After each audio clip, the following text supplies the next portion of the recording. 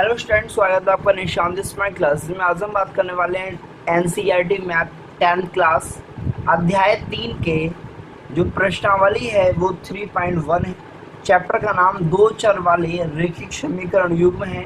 तो आज हम इसी अध्याय के एक्सरसाइज 3.1 के कुछ सम्स को सॉल्व करेंगे, आपको समझाएंगे। अगर आप 10th क्लास में और आपने चैनल को सब्सक्राइब नहीं किया है, वीडियो को लाइक नहीं किया है, तो आप चैनल को सब्सक्राइब करें, वीडियो को लाइक करें, शेयर करें। चलिए बढ़ते हैं वीडियो में, देखते हैं पहला क्वेश्चन क्या कह रहा है। तो पहला क्वेश्चन दिया है कि निम्न समस्याओं में रैखिक समीकरणों को युग्म बनाइए और उनके ग्राफीय विधि से हल ज्ञात कीजिए। पहला दिया है, पहले का पहला सवाल पढ़ेंगे कि 10th क्लास में 10 विद्यार्थियों ने एक गणित की पहेली प्रतियोगिता में भाग लिया। यदि लड़कियों की संख्या लड़कों की संख्या से 4 अधिक हो तो प्रतियोगिता में भाग लिए लड़कों और लड़कियों की संख्या ज्ञात करो। हमें क्या निकालना है? लड़के और लड़कियों की संख्या निकालनी है। चलिए अब हम इसे सॉल्व करते हैं, कॉपी पे लिखते हैं, देखेंगे। तो पहले का पहला सवाल, सबसे पहले हमें मानना पड़ेगा, ऐसे सवाल जहाँ भी आएंगे वहाँ पर आपको मानना पड़ेगा। तो सवाल में बोल रहा है कि 10 विद्यार्थी हैं, इन्होंने एक प्रतियोगिता में भाग लिया है, ठीक है। कुछ लड़के हैं और कुछ लड़कियां हैं। तो आप मान लीजिए, माना लड़कों की संख्या, माना लड़कों की संख्या x है और लड़कियों की संख्या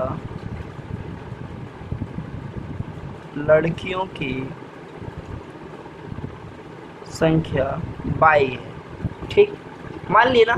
अब टोटल विद्यार्थी कितने हैं? 10 दिया है ना उसने। टोटल कितने हैं? 10 विद्यार्थी दिया है सवाल में। देखेंगे अब 10 विद्यार्थी दिया है ना, तो हम लिखेंगे x + y बराबर 10। समीकरण नंबर 1 मान सकते हैं। x क्या है? लड़के, y क्या है? लड़कियां। दोनों को मिलाकर टोटल कितने बच्चे हैं? 10 बच्चे हैं। समीकरण नंबर 1 बन गई। आगे क्या कह रहा है पढ़ेंगे। आगे कह रहा है यदि लड़कियों की संख्या, तो लड़कियों की संख्या हमने क्या मानी है? y। लड़कों की संख्या से 4 अधिक है। यदि लड़कियों की संख्या जो हमने y मानी है लड़कों की संख्या से यानी x से 4 अधिक है। दोबारा समझेंगे समीकरणों को। y क्या है? लड़कियों की संख्या। तो लड़कियों की संख्या लड़कों की संख्या से 4 अधिक है। अधिक में हम जोड़ते हैं, समीकरण नंबर 2 हो जाएगी। अगर मैं समीकरण 2 से जो y का मान यानी y बराबर है x + 4, अगर मैं ये वाला y का मान समीकरण 1 में रख दूं तो हमें x का मान मिल जाएगा। लिखेंगे y का मान समीकरण 1 में रखने पर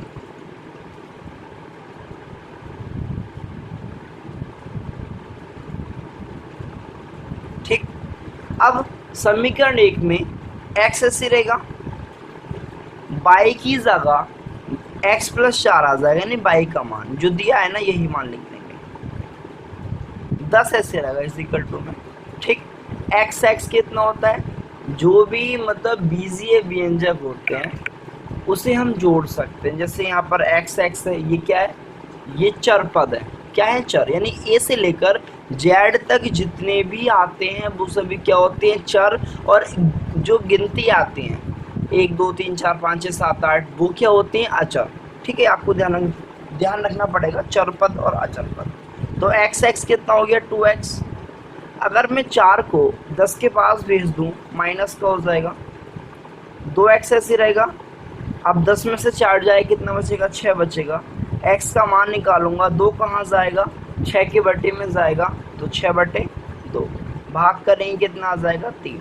यानी लड़के कितने आ गए? लड़के। यानी x क्या माना हमने? x माना है लड़के।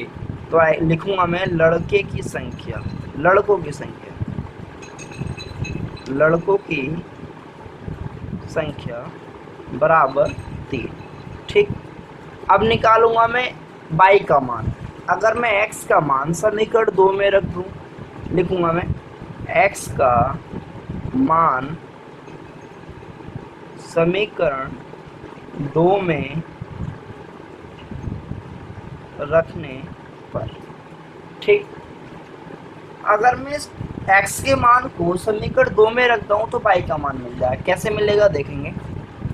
y ऐसे रहेगा, x की जगह 3 लिखूंगा मैं, तो x की जगह 3 आ जाएगा, प्लस 4 ऐसे रहेगा। 4 और 3 कितना होता है 7।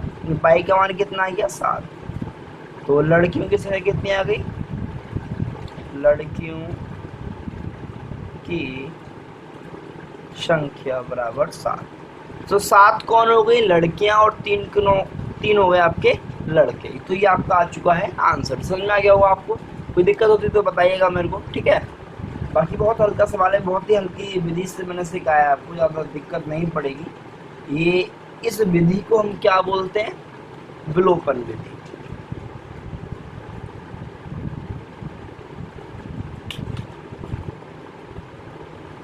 तो जिस विधि से हमने ये सवाल किया है, इस विधि को हम क्या बोलते हैं, प्रतिस्थापन विधि, क्योंकि हमने एक मान को दूसरे समीकरण में रखा है। ठीक है, ये क्या है, प्रतिस्थापन विधि, ध्यान रखना। चलिए अब हम सेकंड सवाल को सॉल्व करते हैं। तो सेकंड सवाल पहले हम पढ़ेंगे। तो सवाल दिया है आपको, 5 पेंसिल और 7 कलमों का कुल मूल्य 50 है। यानी 7 कलम है, 5 पेंसिल है, दोनों का मूल्य कितना है 50 है। जबकि 7 पेंसिल और 5 कलमों का मूल्य 46 है। तो एक पेंसिल का मूल्य और एक कलम का मूल्य क्या होगा। आपको क्या निकालना है, पेंसिल और कलम का मूल्य आपको निकालना है। चलिए करते हैं सवाल को फिर। तो पहले का सेकंड सवाल आपको दिया है, तो पहले मानना पड़ेगा। माना पेंसिल का मूल्य x है एवं जो कलम है उनका मूल्य y है। मान लिया x और y मान लिए है ना। ठीक, मानने के बाद में अब सवाल दोबारा पढ़ेंगे हम। 5 पेंसिल और 7 कलम का मूल्य कितना है 50। तो 5x plus 7y is equal to कितना है 50। समीकरण नंबर 1 मानेंगे। आगे वो हमसे क्या कह रहे हैं, 7 पेंसिल 5 कलम का मूल्य 46, यानी 7x प्लस 5y बराबर 46। समीकरण नंबर हम 2 मानेंगे। कोई दिक्कत नहीं, यहाँ तक समझ आ गया होगा आपको। समीकरण 1 और समीकरण 2 बन चुकी हैं। अब यहाँ से हमें क्या निकालना है, x और y के मान निकालने हैं। चलिए निकालते हैं। तो अब आपकी इच्छा है, देखिए समीकरणों को हम 3 विधि से सॉल्व कर सकते हैं, प्रतिस्थापन, विलोपन और तीसरी ब्रज गुणन। ठीक है, तो जिस विधि से आपको हल्का लगे या जिस विधि से आप बहुत ही इजी लगे आपको, उस विधि का यूज़ आप कर सकते हैं इसका मान निकालने में। तो हम करते हैं, किस विधि का यूज़ करें, चलो प्रतिस्थापन कर लेते हैं। तो प्रतिस्थापन का यूज़ करने के लिए आपको मल्टीप्लाई करनी पड़ेगी। चलिए कोई नहीं, देखिए अब यहाँ पर 5 है और यहाँ पर 7 है। हमें दोनों को सेम बनाने के लिए किसी भी संख्या से मल्टीप्लाई करनी पड़ेगी। अगर मैं समीकरण 1 में 7 से मल्टीप्लाई कर लूँ और समीकरण 2 में 5 से मल्टीप्लाई कर लूँ तो ये दोनों सेम बन जाएंगे। चलिए करते हैं। तो मैं लिखूँगा समीकरण 1 में 7 से गुणा व समीकरण 2 में 5 से गुणा करने पर। ठीक, मान लिया मैंने। आगे जब इसमें मैं ये पहली समीकरण में 7 से गुणा करूंगा तो 7 पंजे 35x, 7 सत्ते 49y, और जब 50 की गुणा 7 से होगी 7 पंजे 35, 350। ये नई समीकरण बन गई, समीकरण नंबर 3। ऐसे ही इसमें मल्टीप्लाई करूंगा मैं 5 से, तो 5 सत्ते 35x, 5 पंजे 25y, और 46 की गुणा 5 से करेंगे तो आपका आ जाएगा 46 पंजे 5 36 को 3, 5 24 और 3 23, 230। ये समीकरण नंबर 4 बन जाएगी। अब यहाँ भी 35x है, यहाँ भी 35x है। अब हमें क्या करना है, समीकरण को घटाना है, तो लिखेंगे घटाने पर ये माइनस का हो जाएगा, ये माइनस का हो जाएगा, ये माइनस, क्योंकि अगर हम घटाने पर लिखते हैं तो नीचे वाली समीकरण के सभी चिन्ह चेंज हो जाते हैं। जो माइनस का होगा प्लस का, जो प्लस का होगा माइनस का, सभी का चिन्ह चेंज होता है। तो ये सब प्लस के हैं, तो ये माइनस का हो गया, ये माइनस का, ये माइनस का, सारे माइनस के हो चुके हैं। अब इससे ही काट सकते हैं, ये प्लस का, ये माइनस का, कैंसिल हो गए। अब 49 प्लस का है, 25 माइनस का है। 49 में से 25 माइनस करेंगे, 9 में से 5 गया, 4 बचेगा, 4 में से 2 गया, 2 बचेगा, 24। ठीक है, ये 49 ज़्यादा है तो चिन्ह प्लस का ही आएगा, 22। अब 350 में से 230 माइनस करेंगे तो 0 0, 5 में से 3 गया, 2 बचेगा, 3 में से 2 गया, 1 बचेगा। 22 का मान निकालूंगा, 24 कहाँ जाएगा, 120 के बट्टे में। अब 24 का पाड़ा पढ़ना है, तो 24 पंजे कितने होते हैं, 5 24 2 5 2 2 12, 120। 24 के पाड़े से 5 बार कट गया, तो 22 का मान कितना आ गया, 5। समझ में आ गया इतना। तो एक तो ये आपका आ चुका है 22 का मान। अब मैं 22 का मान समीकरण चाहे आप 2 में रख दीजिए या 1 में रख दीजिए, आपका आंसर आ जाएगा। चलिए 22 का मान हम समीकरण 2 में रखते हैं। 22 का मान समीकरण 2 में रखने पर 22 का मान समीकरण 2 में रखने पर, समीकरण 2 कौन सी हमारी, 7x + 5y = 46। तो 7x ऐसे रहेगा प्लस 5 गुणा 22 का मान कितना है, 5 = 46। 5 पंजे कितना होता है, 25 होता है, बराबर में 46। जब हम 25 को साइड लेके जाएंगे तो ये माइनस का हो जाएगा। अब 46 में से 25 माइनस करेंगे, कितना बचेगा, जब 46 में से 25 जाएगा, घटाइए, तो 7x = 6 में से 5 गया, 1 बचेगा, 4 में से 2 गया, 2 बचेगा, क्या बचेगा, 21 बचेगा। जब 46 में से 25 माइनस करेंगे तो 21 बचेगा। x का मान निकालेंगे, 7 कहाँ जाएगा, 21 के बटे में, 7 दिया कितना हो गया, 21। x का मान कितना आ गया, 3।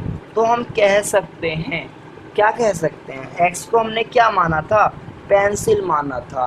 तो एक पेंसिल का मूल्य कितना आ गया, एक पेंसिल का मूल्य कितना आ गया, 3 रुपये आ गया। ठीक, और दूसरा क्या था, कलम। तो एक कलम का मूल्य कितना आ गया आपका, कलम का मूल्य 5। ठीक है, पेंसिल का मूल्य भी आ गया, और जो दूसरा निकालना था कलम का मूल्य वो भी आ गया। पेंसिल का 3 आया, कलम का 5 आया। इसी प्रकार से आप कोई भी समीकरण को सॉल्व भी कर सकते हैं और मान भी निकाल सकते हैं। ठीक है, सेम विधि से, कोई ज़्यादा हार्ड नहीं है, बस आपको थोड़ा समझने की ज़रूरत है। तो आज की वीडियो में हमने आपको सिखाया एक्सरसाइज 3.1 के दोनों ही सवाल आपको सिखा दिए हैं, पहला भी हो गया, दूसरा भी हो गया। अब इसकी नेक्स्ट वीडियो में आपको जो उसका सेकंड सवाल है उससे बताएंगे, समझाएंगे, सिखाएंगे, ताकि आपको समझ में आ सके। बाकी एक्सरसाइज लंबी काफ़ी है, काफ़ी बड़ी है, सवाल भी काफ़ी है इसमें। बाकी मिलते हैं नेक्स्ट वीडियो में। Thanks for watching.